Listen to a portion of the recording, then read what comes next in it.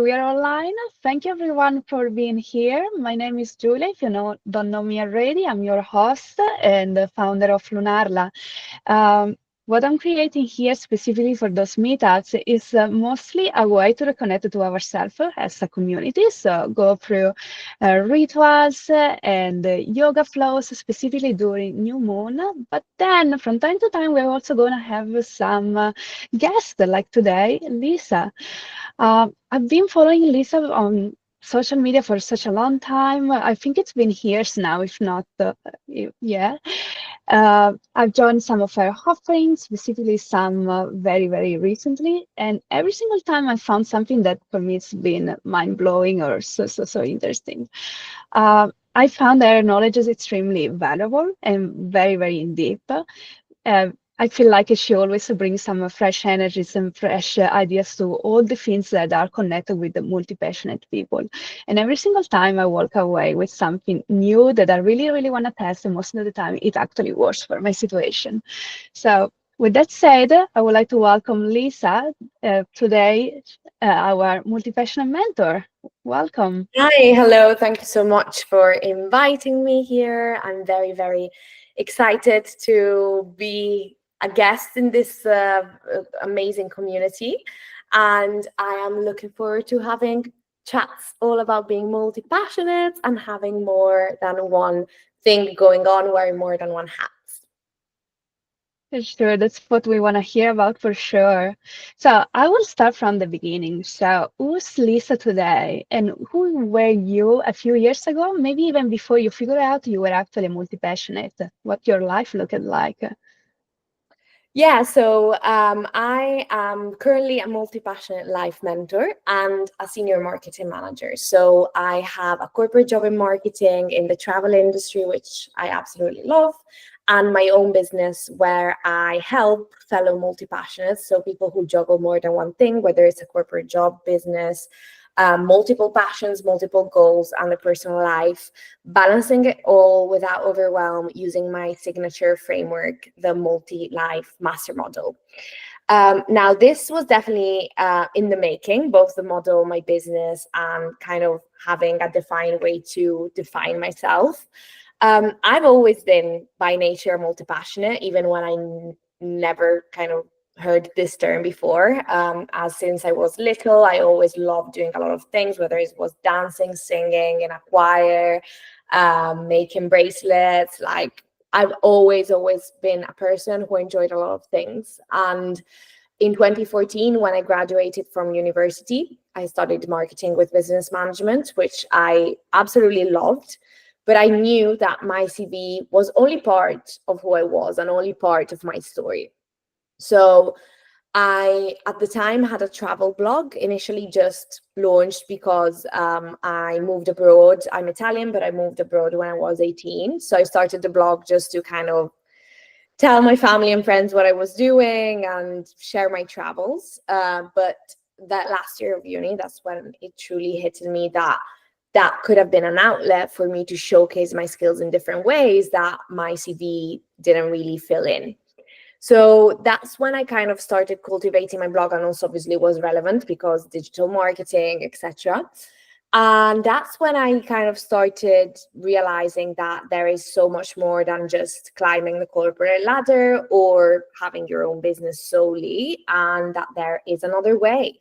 And slowly but surely, I had my bumps in the road, trial and errors. And then I'd say in the last 5 years, that's when I truly kind of feel like I'm fully living my purpose by using my skills in different ways and balancing my time, my energy, in a way that is healthy, first of all, sustainable, and in a way that truly makes me feel fulfilled at the end of every single day.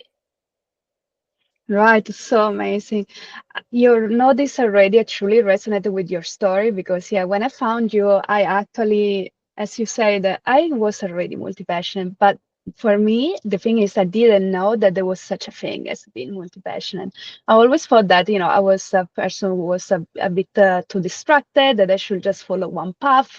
But for me, it's always been so difficult to do so.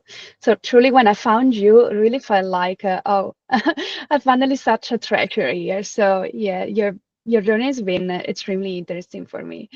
Um, so yeah, one of the, as I mentioned, one of the last meeting I actually joined with you, one of the things that truly was mind blowing for me was specifically how you approach time and energy management. Because once again, from the moment in which I started, I figured out that I was a multi-passionate.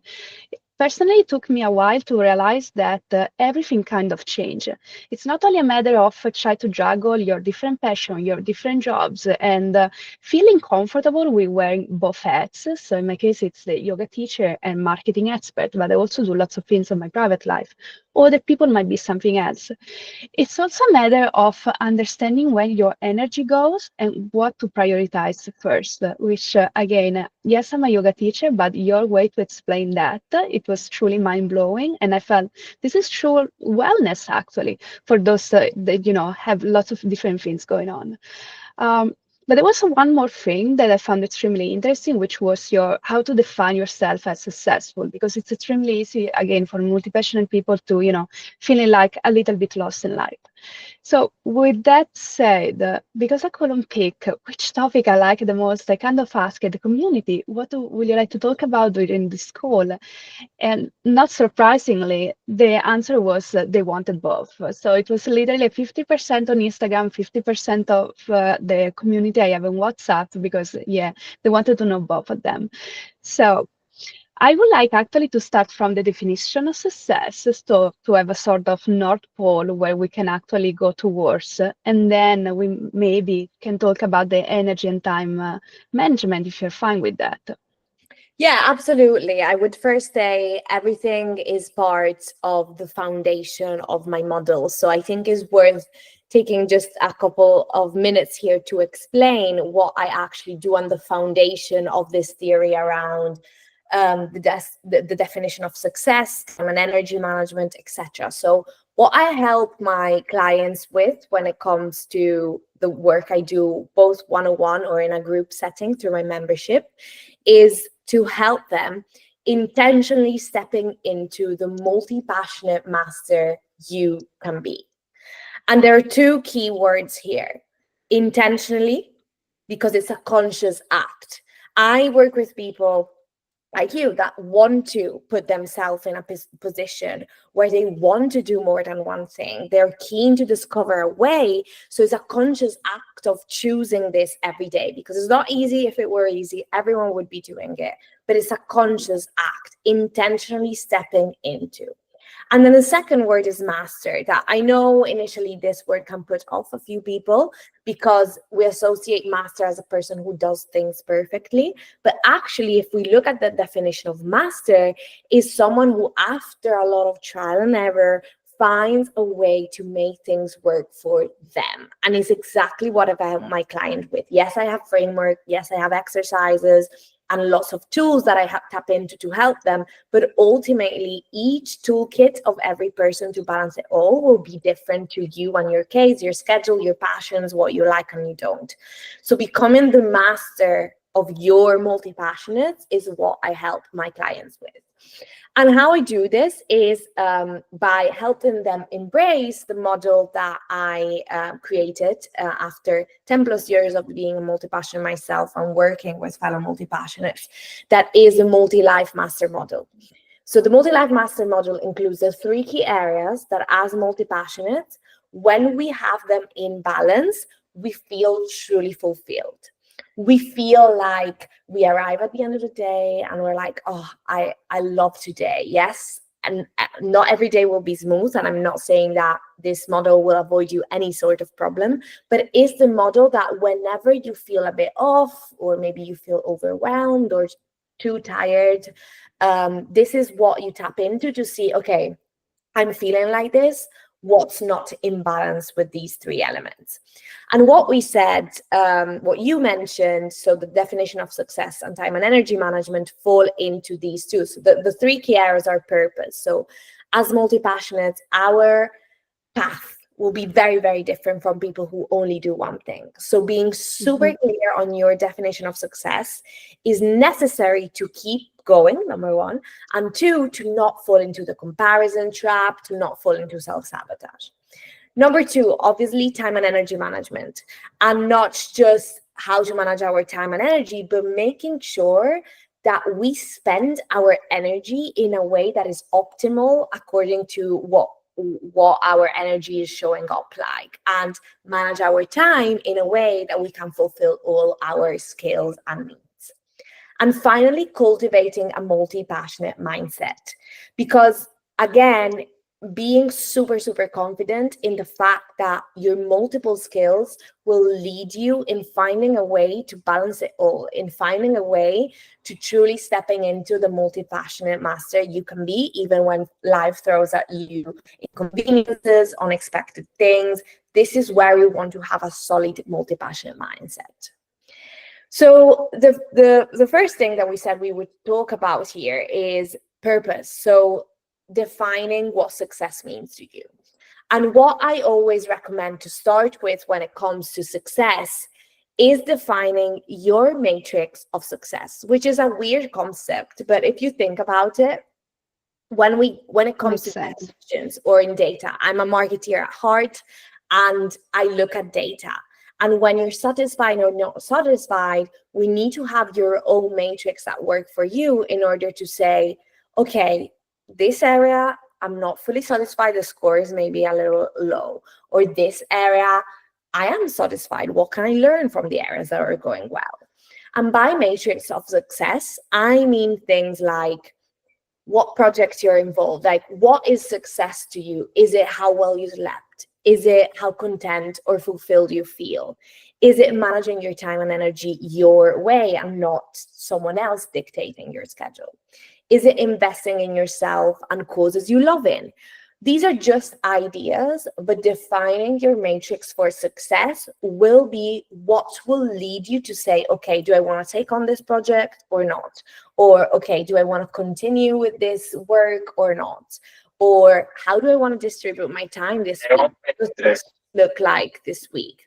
So it's super important to have these matrix of success clear so that not only we can make more empowered decisions, but also we know what is important to us. What do we want to dedicate time and energy on? And what we are okay with saying, okay, I'm saying no to this, or maybe I'm not dedicating time to this because I know that my definition of success is something else. And then the third element why this is super important is falling into the comparison trap. When we're really clear on what's important for us, seeing other people achieving things that we thought we wanted, it's actually way better to not fall in the comparison trap, because we actually cheer them on and say, you know what, actually for me, success means something else. So I'm happy for you, but this is where I find my true contentment and fulfillment. Totally. And I also feel like it doesn't really matter, whether if you are multi-passionate or not, this comparison trap, as you rightly defined it, it's something that might take lots of different people. So at the end of the day, we are all into different paths in our journey. And even if we both want to get to that spot together, we might go through that in a different ways.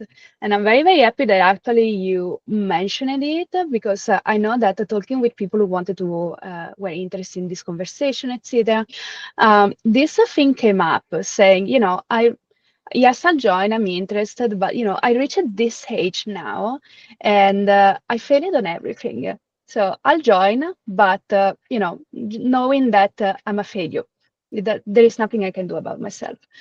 And I feel like, this might also come from, compare yourself with other people's lives on one end, but on the other end, also giving yourself, expectation that maybe were not meant for you at the end of the day. Mm-hmm. So yeah, I feel like how you spoke about that, how, complex it can be, the definition of success at the end of the day. That was extremely, extremely interesting, and I hope that could also be useful for everyone. Um, Let's step into now my favorite topic, probably. So, success, yes, it's important for me, but I'm still struggling so much with my time and energy management because you might know this about me. I surely try to have a cyclical lifestyle. So, I love to actually combine my task and energy based on the phase of my cycle.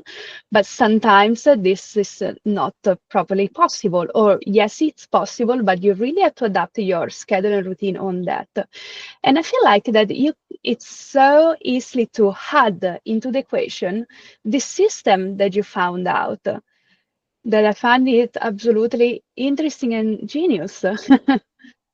Well, yeah, again, it's all like I do still think that the definition of success is the foundation, because based on your definition of success, you then say, okay, this week, my time, this is the time I have available. What are my success matrix and how can they show up this week?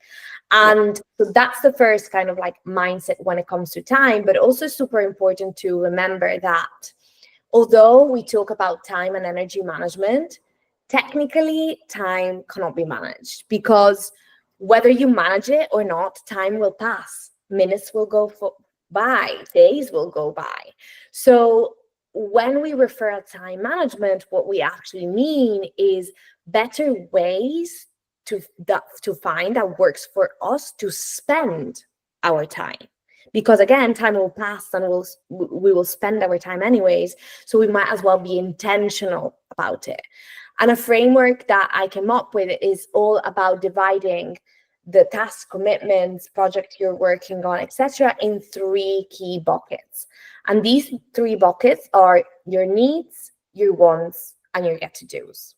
Now, Yeah. your needs are what you need to function in a healthy and sustainable way. Again, it can be related to your definition of success, because in this bucket we have sleep, eat, getting basic movement in, etc. So like your human needs, but also anything that you know is important for you to get you in a good mindset or to start the week in a good way. So for example, in my example, I would put that my 11-minute visualization every morning would go in this bucket, and then moving my Mhm. body at least 3 times a week and walking every day.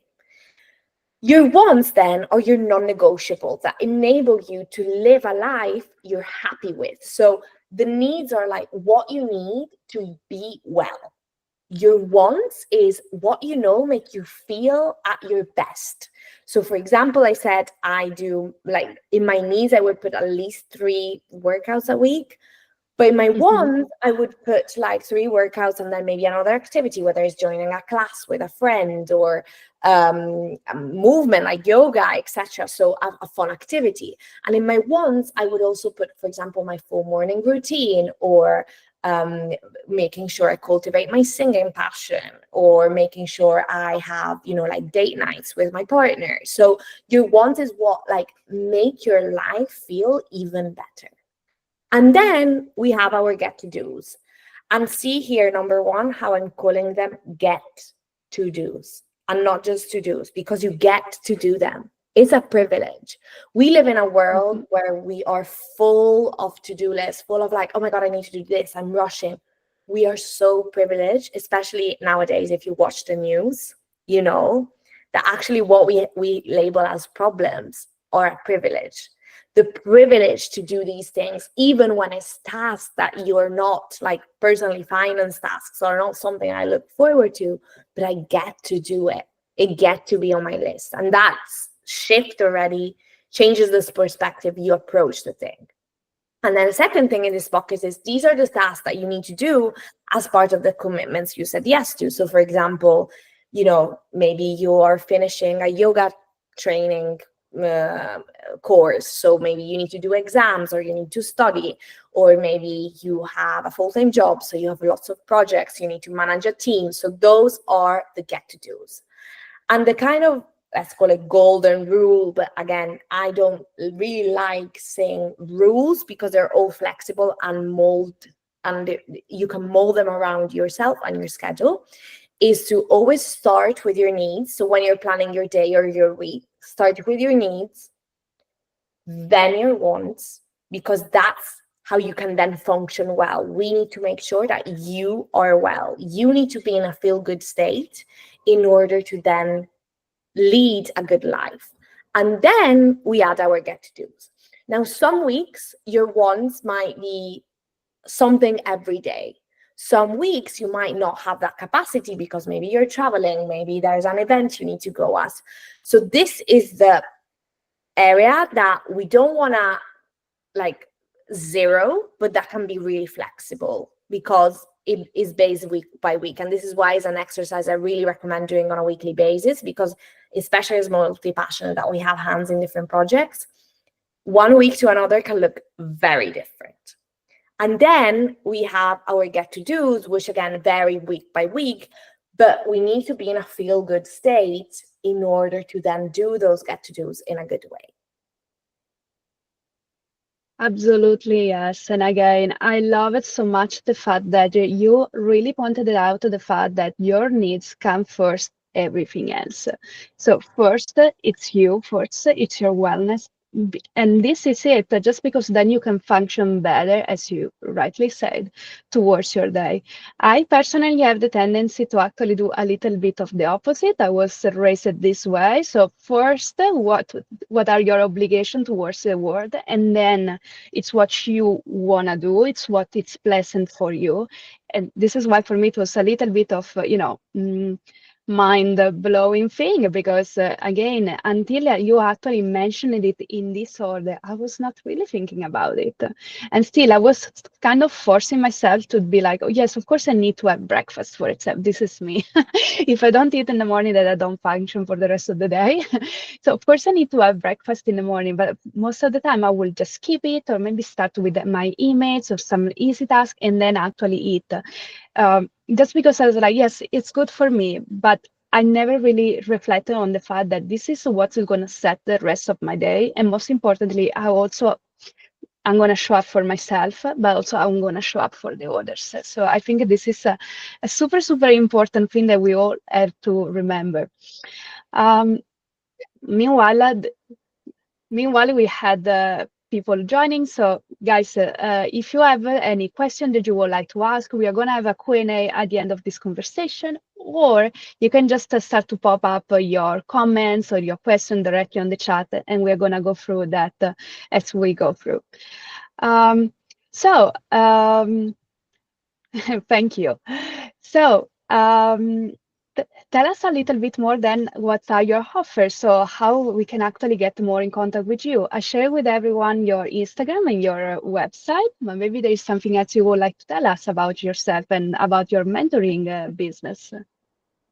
Yeah, well, first things first, I just wanted to share that I do have a free resource where you can apply a lot of what I shared today. That is a free weekly template. You can either use it all, or you can just, I'm all about a take what you need kind of framework. So take what you need, leave what you don't. And when you sign up to get this free template, you will also receive video tutorial that where I explain the exercises, because I appreciate that sometimes when you're new to this, it might be useful to have a little guidance. So this is a completely free template where you get a bit of a taste of what I teach, how I teach it, and how I really, really try to make it digestible. And then the best place to be right now, if you're multi-passionate and if you want to find a way to thrive at everything you do without compromise, without guilt, without constantly questioning and doubting yourself, is my membership, the Multi-Life Collective. This is shaping up to be an amazing community and membership of fellow multi-passionates, and is built for people like us who are busy. I know you don't have time to be on a call every week. I know you don't have time to kind of watch an hour and a half long video every week. So everything is bite-sized. We have things such as mini podcasts every Mondays, an amazing community of multi-passionate that supports each other and is there for to share their goals and support each other. And all the side of personalized mentoring. So you can submit your monthly and quarterly goals through the templates that are available, and I'll give you all the feedback and personalized mentoring.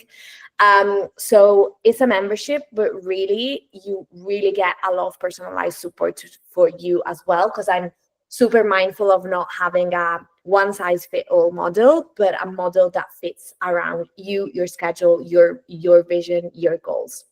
I'll leave the links in the chat. Currently, doors are closed for the membership, but they will open again in June. And the best place to be is the waitlist, because the waitlist people, number one, will be the first to be notified when when the doors will open again, and number two, will receive a little welcome discount to then join the membership. So I'll leave the links in the chat. But yeah, any questions? And of course, like, I talk more about these in my social media, etc. But yeah, I would love to answer any questions if there are any.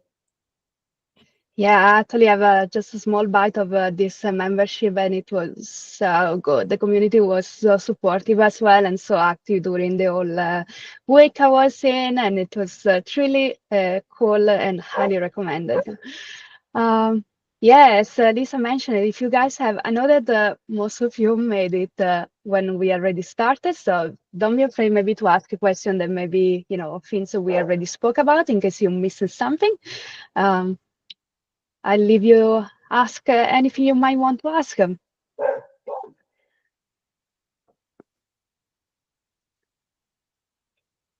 All right.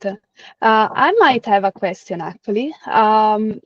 So you spoke about the fact, so for time and energy management once again. I found difficult personally when I just got started with this system to understand what was, a need, no, maybe not a need, what was a want or what was a get to do. Sometimes I put into those categories the things that I have to do. For me, it was a little bit tricky. So I don't know if you maybe have any suggestion for people like me who might struggle with that. I would really see it as like, wants is what make you feel in a feel good state. So anything, for example, wants is, I want to be here in this podcast and in this session, talking about what I do, talking about my vision, talking about my business. But the needs is preparing the slides, doing the marketing. So that's all the needs. So it's all the tasks that get involved in actually then doing the want. All right, that's interesting then. So let's assume that assuming to a certain point, I know that someone here in the call, it's like that. Somebody is actually juggling a very intense job, but at the same time, it's also building a project. So in this case, how she could define better what is an actual priority for her. So again, of course, there is going to be a job which is going to take lots of energy of her time. And then for what regards her project, this might be something, for example, connected to, I don't know, connect with her community, connect to understanding better what will be her product. And then the rest of it will be a want. Did I understand well? Yeah, again, I would definitely go back to the definition of success, though. And every week, the Right. definition of success is different because, for example, this week, I am traveling with my marketing job. So I have a corporate job, in case anyone missed it. I have a corporate job in marketing. So a lot of my definition of success this week will be related to my marketing job because I'm traveling with work. So I'd say 60% is about my marketing job, 40% is about my business. But I'm still here doing this. Next week, that I'll be back in my normal setting, it will be again 50-50.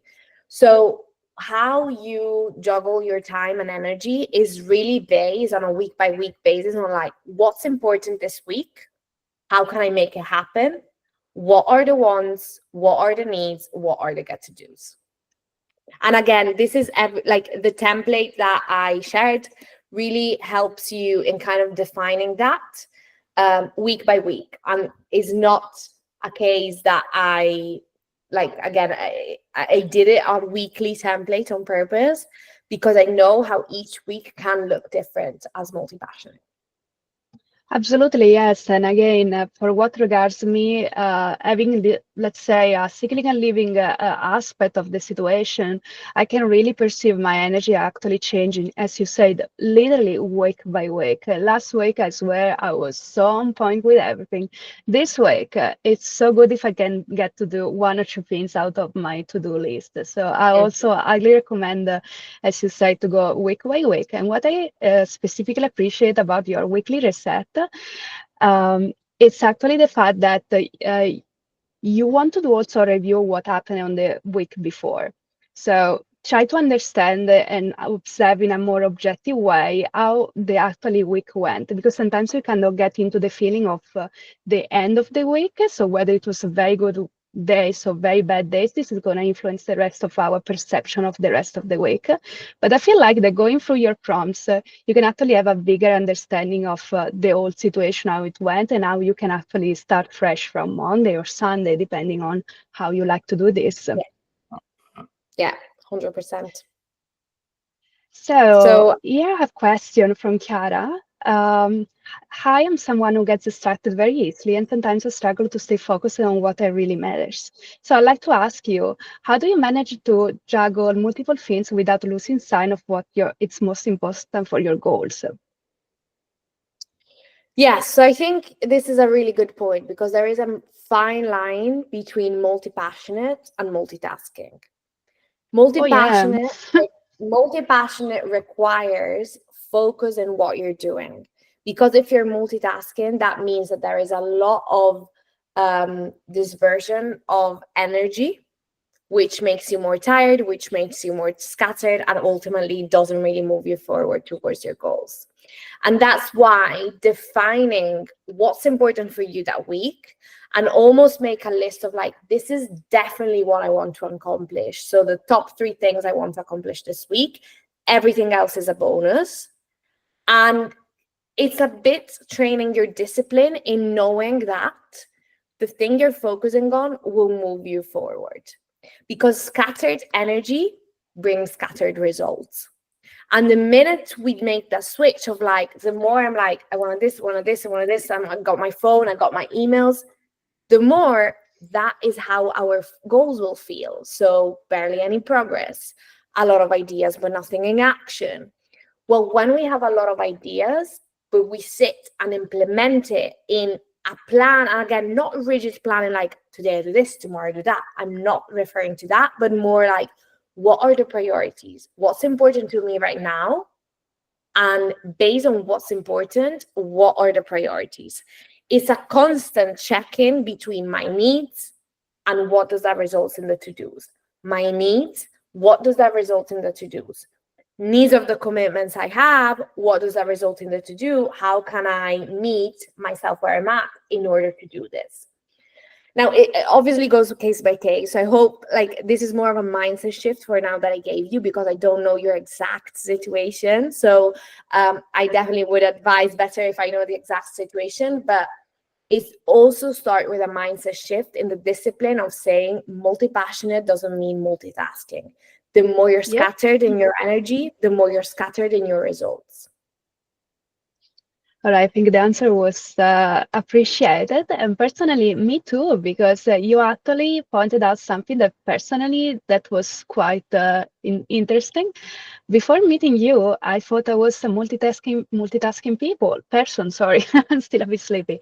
Multitasking person, while like this clear definition that you did between multi-passion or multitasking, it was actually quite accurate, and also it's I completely agree what you said, that it's true that your uh, energy goes where your focus goes, and in the moment in which you do lots of things, lots of different things during the same day, scattering your energy, then the results are going to be poor. And I think this is, correct me if I'm wrong, but maybe this could be the number one mistake that multi-passionate people do on their daily basis without mentoring. Yeah.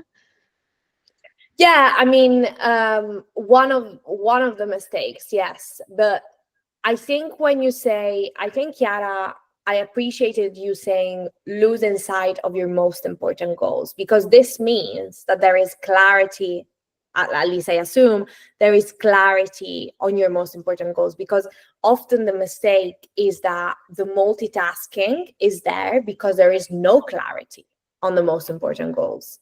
And if that's the case, then that needs to be assessed first. Do we know what your definition of success is, and what are the goals in order to achieve that definition of success and bring that definition to life?